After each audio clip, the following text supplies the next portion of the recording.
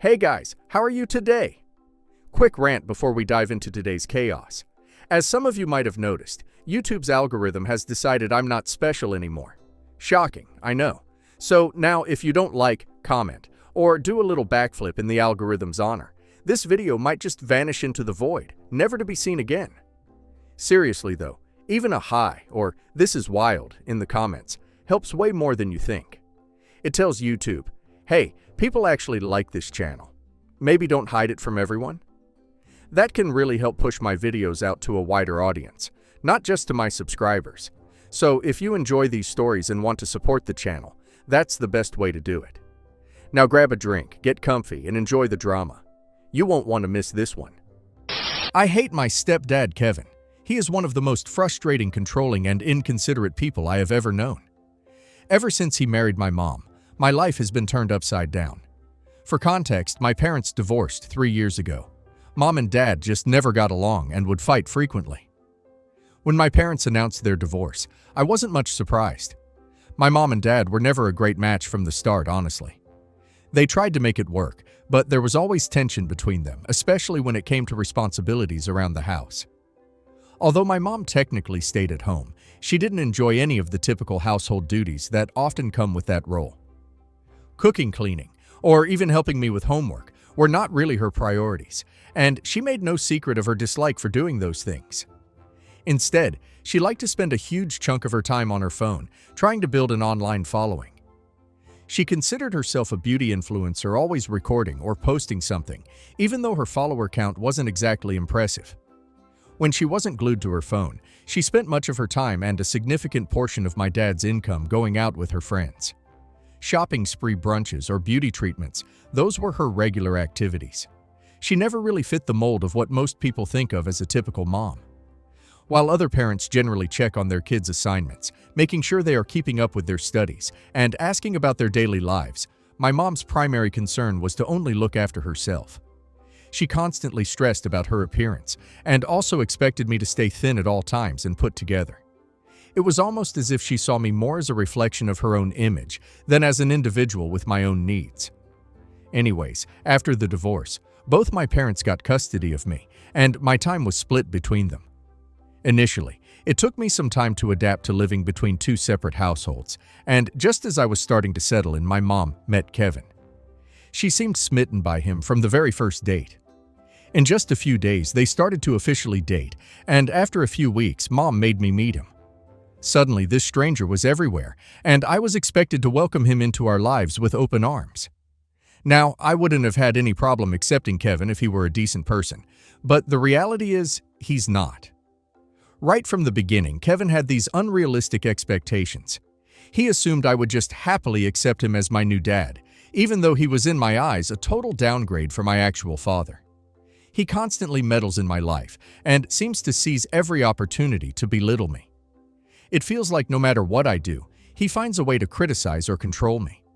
For instance, he has 2 sons, and he becomes visibly annoyed with me whenever he thinks I'm acting too girly, as he likes to phrase it. He has outright told me that I shouldn't wear frocks or tight skirts, as if how I dress is any of his business. He also insists that I shouldn't leave my hair down and expects me to keep my long hair tied up in a bun all the time. It doesn't stop there. If I ever have friends over, he always interrupts us, claiming he's just checking in, but it's not just a quick hello or a casual inquiry. He literally barges in and hovers around, as if he doesn't trust me and my friends to be alone. It's incredibly intrusive, and honestly, it's humiliating. When I protest or ask him to leave us alone, he brushes it off, saying things like, girls require constant supervision, and we should just pretend like he's not even here. It's infuriating that he doesn't extend the same level of interference to his sons, or seem to feel the need to constantly oversee their every move. When I've tried to bring up how much this bothers me with my mom, hoping for support or understanding, she brushes it off. She tells me he's just being protective, as though that excuses his behavior. On top of everything, Kevin's 2 sons make my life even harder. They have no concept of personal space, and their personalities clash with mine in every possible way. They are also relentless when it comes to bullying me, whether it's teasing, mocking, or finding new ways to make me feel small. They pick on me constantly, and instead of stepping in, My mom dismisses their behavior by saying that's how all siblings bond. When my mom decided to marry Kevin after just a year of dating, she expected to just fall in line. She told me in no uncertain terms that she loved Kevin and was determined to make their marriage work. She knew I had my doubts and frustrations, but she was clear about what she wanted from me to give Kevin a chance and not to make things difficult for her. She urged me to accept him as part of our family. It felt like a lot to ask, especially given how fast everything was happening. But I wanted to support her and keep the peace, so I agreed to try. Since then, I've genuinely made an effort to accept Kevin and his sons. I've tried to go along with his routines and adapt to the changes, even though it's been far from easy. One of the things that bothers me most is how Kevin insists that I call him Dad. It doesn't feel right, and every time I say it, I can't help but feel resentment building up inside me. I already have a dad, and I don't want to replace him yet. Kevin doesn't seem to understand or care that it's hard for me. But beyond the name, what's really painful is the shift in my mom's attention and priorities. After her marriage, she seems more focused on Kevin's sons than on me. She spends more time with them, helps them with things she never did for me, and acts more like a mother to them than she ever has with me. I sometimes feel like I've lost my place in her life. She is only ever a mom to Kevin's sons now. I'd love to live with my dad, especially since he is generally more understanding, but he had to move away once he got a new job in another city, which paid him significantly better. He still visits me from time to time, but I stay with Mom full-time. Dad and I also talk on the phone regularly. He knows about some of the issues I have with Kevin and his sons, because I've opened up to him about it. He's really supportive, and has even tried to talk to my mom about the situation. I think he genuinely wants to help, but every time he brings it up, my mom shuts him down. She tells him to back off and insists that he shouldn't interfere in her marriage. Over the years, I've done my best, despite everything, to adjust to life with my new family. I've really tried to make an effort with Kevin and his sons, hoping that if I stayed patient and open, we could build some kind of positive relationship. But despite my efforts, I still feel invisible in my family. This year, Kevin unexpectedly received a promotion at work. When he came home, he proudly announced that he'd be treating all of us to a family trip.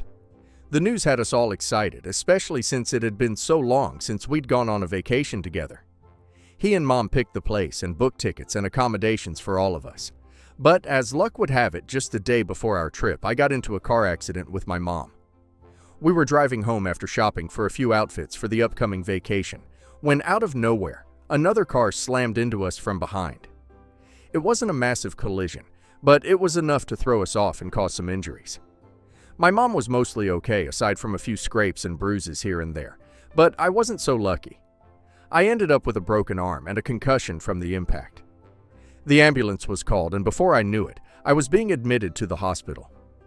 When Kevin first heard about our accident, he rushed to the hospital looking concerned. At first, I thought he was genuinely worried about me and my mom, that he was showing up because he cared about our well-being.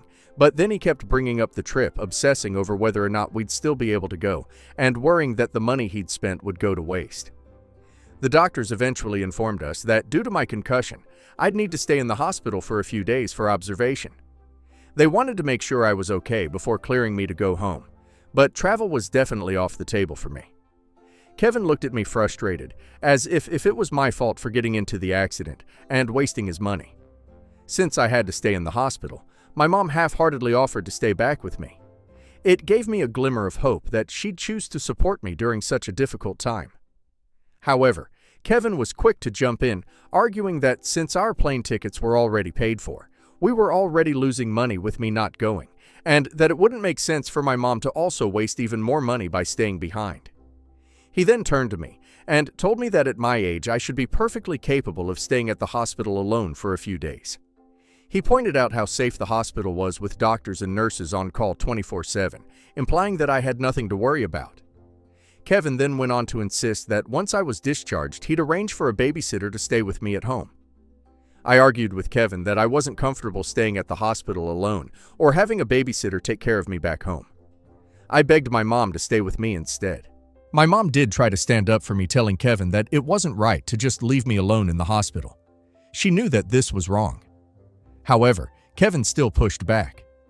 He kept arguing that my mom's presence was unnecessary, and that her staying would only mean sitting by my side and doing nothing productive the whole day. He made it sound as though her presence was useless, ignoring the emotional support she could actually provide. For him, not wasting his vacation money was more important than anything else. Clearly, he didn't see me as his real child, so he just didn't care about how I felt or what happened to me. I tried to plead that at 15 I shouldn't be left alone in the hospital. I was scared and in pain, and the idea of going through all of this without any family member around was overwhelming. I suggested a compromise, saying that maybe Mom could call my dad to come down and stay with me while she and Kevin would be gone. Sure, it would take a little time for him to get here, since he lives in another city, but I was confident he'd come in a heartbeat if he knew I was hospitalized. I thought this could be a way for them to still go on their trip while making sure I wasn't alone. But Kevin shot the idea down almost immediately. He dismissed my concerns, saying I was being silly and making a big deal out of minor injuries. He brushed off my suggestion of calling my dad, claiming it would only make him worry unnecessarily. According to Kevin, there was no need to disrupt anyone else's plans over something as trivial as a concussion and broken arms injuries that would heal just fine with a few days of hospital rest. In the end, Kevin's pressure worked. I looked at my mom, hoping she'd stand her ground and insist on staying with me, but as usual, she gave in to Kevin rather than fighting for what I needed. She agreed to leave. She stayed with me for only a single night, which brought me some comfort. I clung to the hope that maybe after seeing how vulnerable I felt, she would realize I needed her there. But the next day, Kevin showed up at the hospital to pick her up, eager to head off on the trip as planned, without any consideration for how I was doing. After my mom left me alone at the hospital, I felt abandoned and betrayed. After just a day of being there by myself, I couldn't hold back the tears anymore. One of the nurses noticed me crying, and after realizing that I didn't have anyone around to check on me, she kindly offered to call my mom. I told her it was fine, that they probably wouldn't answer anyway, but she insisted, so I gave her my dad's number. I was half expecting that my dad might scold me, or tell me just like my stepdad had that I was overreacting, and that being alone in the hospital wasn't a big deal. But the moment my dad picked up the phone and was informed by the nurse about my situation, he was immediately concerned. He sounded more worried than I'd heard him in a long time, and asked me if my mom had really gone off on the trip without me. I explained the whole situation, telling him how Kevin had insisted it was fine to leave me, because he didn't want the trip money to go to waste, and how Mom had ultimately agreed to go along with it. My dad was furious. As I told him everything, he went quiet, but I could feel his anger simmering. He then told me that my mom had only mentioned we'd been in a minor fender bender, downplaying the entire situation. She hadn't mentioned a single word about my broken arms or my concussion, or that she and Kevin would be leaving me alone in the hospital. According to what she told him, there was nothing to worry about, so he hadn't felt the need to reach out to me.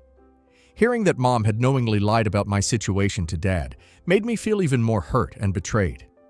My dad immediately assured me that he was going to come over as soon as possible. He told me he'd drop everything and drive over to the hospital and stay with me no matter how long it would take. But the first time since I'd been admitted, I felt a sense of relief knowing that my dad was coming to be by my side, and that finally someone was taking my situation seriously. And as I sat there waiting, I realized just how much I needed the kind of support in my life. Within just 2 hours, my dad arrived at the hospital, and seeing him walk through the door felt like a huge weight had lifted off my chest. I started to cry as he hugged me and reassured me that everything was going to be okay. He then immediately went to speak with my doctors, making sure he understood every detail of my injuries. I could see the relief on his face when he confirmed that while my injuries were painful and serious, they weren't life-threatening. He was very regretful for not being there for me sooner and for not questioning my mom's version of events. He told me he regretted trusting that everything was fine without checking it on me directly, and it was clear that he was beating himself up over it. Obviously, my dad's anger toward Kevin was palpable. He was furious that my stepdad had the audacity to treat my needs so casually, and then chose to go on a trip rather than ensuring I was taken care of. The lack of respect and care Kevin showed by leaving me to manage alone in a hospital revealed just how little I mattered to him. His actions spoke volumes, making it clear that despite being in a relationship with my mom, I was nothing more than an inconvenience to him. My dad tried to call Mom and Kevin, but neither of them picked up his calls. This made Dad even more furious, and he swore up and down that he was going to teach Kevin and Mom a lesson for abandoning me like this. Over the next 2 nights, my dad stayed right by my side, having taken leave from work to make sure I wouldn't be alone. He didn't leave me for a moment until I was finally discharged, and even then he wasn't comfortable with me going back to Kevin's house where I'd be left with just a babysitter until everyone returned. Instead, he insisted I come home with him, so I agreed. Once I settled in at my dad's place, he tried reaching out to Mom again. She claimed she had missed his earlier calls because she was having so much fun with Kevin and his sons. Hearing this only fueled his anger more, and he didn't hold back. He firmly told her that her behavior was unacceptable, that abandoning me in the hospital was a serious act of neglect, and that he planned to take legal action to hold her and Kevin accountable. He even mentioned taking her to court if necessary, so she could even lose custody of me, making it clear that he was prepared to report both her and Kevin for their actions. Since then, my phone has been constantly buzzing with calls and texts from both Kevin and my mom. Instead of acknowledging what they did or expressing any sort of apology, they've been sending message after message, accusing me of ruining their vacation by telling my dad about my situation. Kevin has even gone as far as to say that all I had to do was keep my mouth shut and quietly stay in the hospital without making a fuss. According to them, everything would have been fine if I had just complied with them. I'd have for throwing my mom and stepdad under the bus. Not the a-hole. This is neglect. OP was 15, concussed, with a broken arm, and they prioritized sunk-cost plane tickets over basic caregiving. That's not protective. That's abandonment. OP's dad did exactly what a parent should: show up, advocate with doctors, and make sure OP wasn't alone. Everything needs to be handed to CPS. OP should ask her dad about therapy, so she has got a neutral adult to process the control, the body shaming, and the call me dad pressure. And now let's hear community's opinion. Kevin isn't protective. He's controlling, policing your clothes and hair, hovering over your friends, and minimizing your needs while indulging his sons is a pattern. Your mom enabling it, and then asking you to lie to authorities, crosses a hard line. Keep communication with them via text so there's a record, and gray rock their guilt trips. I'm safe at Dad's. I will cooperate with CPS. Ask the hospital for your records, you're often allowed a copy, and have your dad store them. If your school has a counselor or social worker, loop them in. Consistent adult witnesses help. Long-term, push for a custody arrangement that prioritizes your safety and stability with Dad. You offered a fair compromise. They refused. Inviting your dad to come while they traveled was reasonable and adult. Kevin shutting it down, then lying about the severity, shows this wasn't a misunderstanding. It was about optics and money. Tell CPS exactly that. You proposed a solution. They rejected it, then left you alone overnight while injured. Ask CPS, or your dad's lawyer if involved, about a formal safety plan for any future visits. No overnights without another responsible adult. No medical situations without a parent present, and clear boundaries about clothes/hair/friends. If harassment continues, calls, texts blaming you, mute, archive, and save. Don't engage beyond "I will be truthful" with CPS. Proud of you for choosing truth over pressure.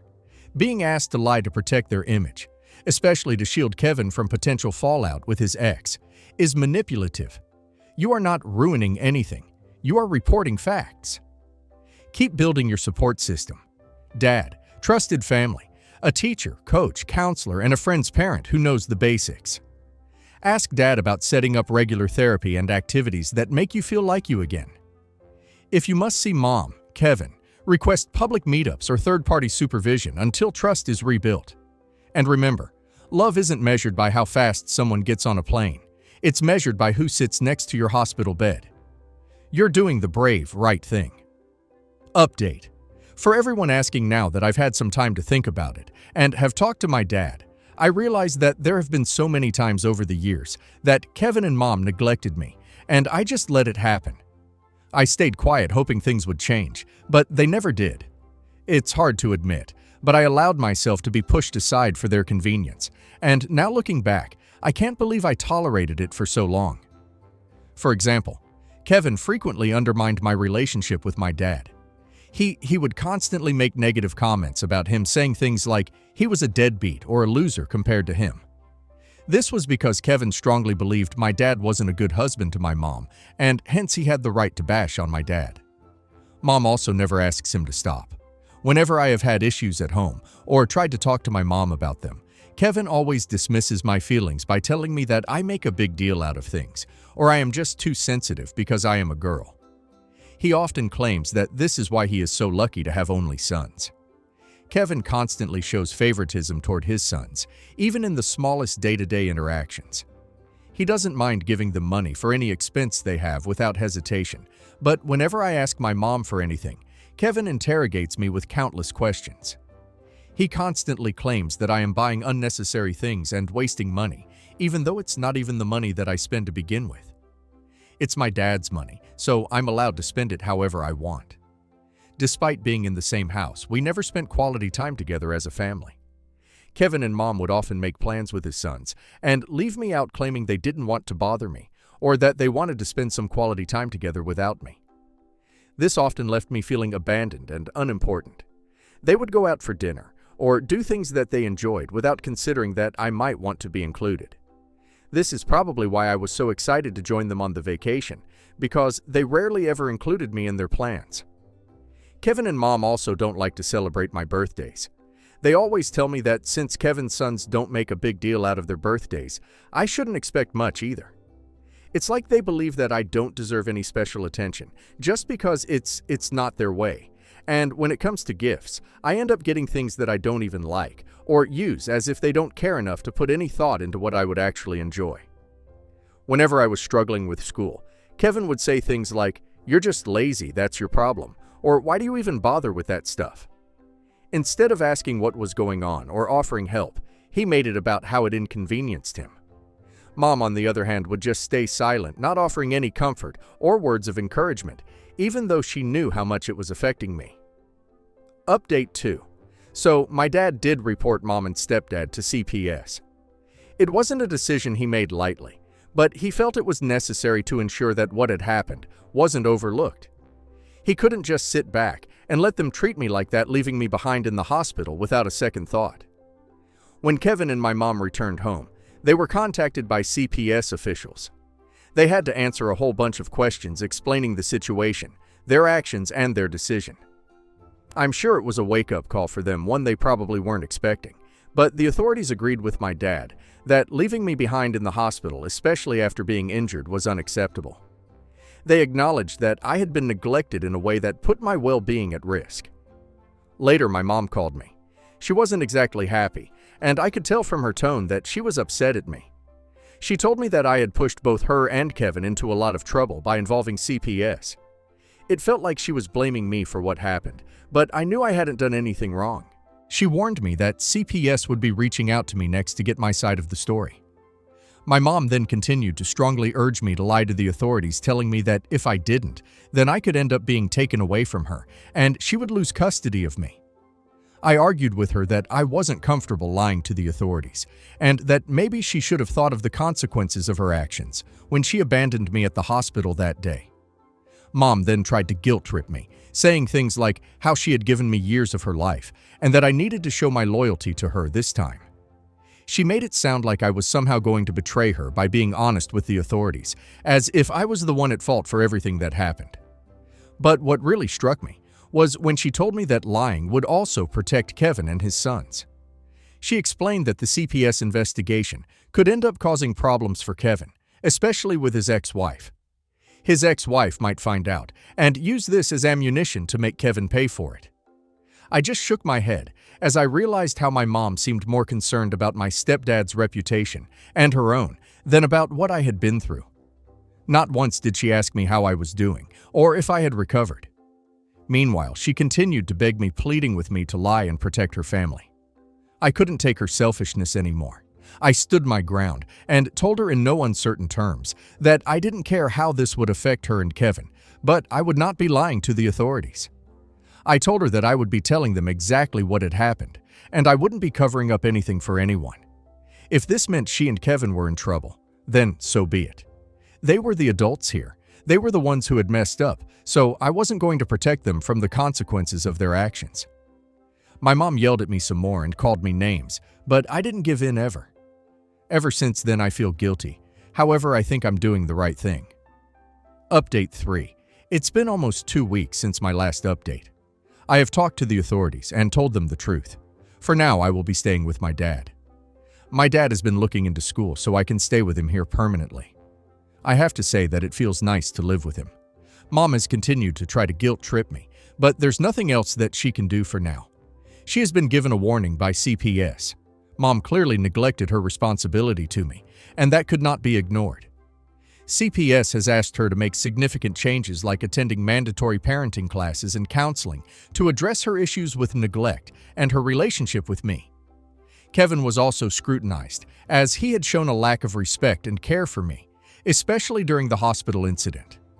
CPS made it clear that they would be closely monitoring the situation if and whenever I came over to stay with them, and that any further neglect or mistreatment would lead to more serious consequences. Update 4. Wow, can't believe that it's been almost 4 months now since I've been living with Dad. I feel like I'm finally in a place where I'm not constantly walking on eggshells or doubting my worth. Living with Dad has been such a huge relief. He's supportive, listens to me, and most importantly, he respects my space and my decisions. It's been a complete 180 compared to what I was dealing with before. I feel heard here. I can talk about my day, my struggles, my dreams, and he actually cares. I've been able to focus more on school and my mental health, and I feel like I'm finally getting back to who I really am. I've also made some amazing new friends at school, and I genuinely love spending time with them. In fact, last month, for the first time in a long time, I actually got to have a proper birthday celebration. I invited all my friends over, and we had a pizza party while watching cheesy romantic movies. It was the kind of birthday I'd always wanted, but never got when I lived with my mom and Kevin. As for Mom, things are still complicated. She's been trying to contact me more frequently lately, even sending me texts about how sorry she is and how much she misses me. Part of me feels guilty for staying away, but then I remember everything that led to this point. I've made it clear to her that I'm still not ready to come back, and while she tries to reach out, I've established boundaries for myself. Her actions were damaging, and she needs to take full responsibility for that. As for Kevin, he hasn't apologized or taken any responsibility for his actions. Honestly, I'm not surprised. He's never shown any real concern for me or my well-being. The way he treated me, especially when I was in the hospital, is something I'll never forget. Whether he ever changes or not doesn't matter to me anymore. I'm not waiting around to find out. I've learned to rely on myself and the people who truly care about me, and that's enough.